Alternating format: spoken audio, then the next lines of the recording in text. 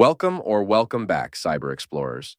It's Chris, and in this video, we'll explore together with this step-by-step guide how to check TPM version in Windows 11. So without further ado, let's get right into it. To check whether your device has a TPM chip and is enabled and TPM version, open Start menu and search for tpm.msc and click the top result, or you can press Windows key plus R to launch the run box and type tpm.msc and hit Enter to open the Trusted Platform module, TPM Management Console.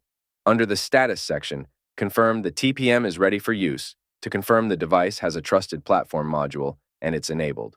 If your computer does not come with TPM or it's disabled, the message Compatible TPM cannot be found will be displayed. Our video on how to enable or disable TPM in BIOS might help you. The link is in the description below.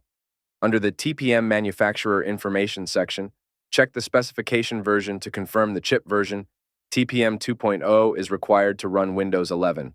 Once you complete the steps, you will have confirmed whether or not the computer includes the hardware-based security module. And that's it for today. If you found this video helpful, please give it a thumbs up, consider subscribing, and don't forget to activate the notification bell so you won't miss out on any new uploads. Thank you for watching, and I can't wait to share more with you. So, until next time, see you later.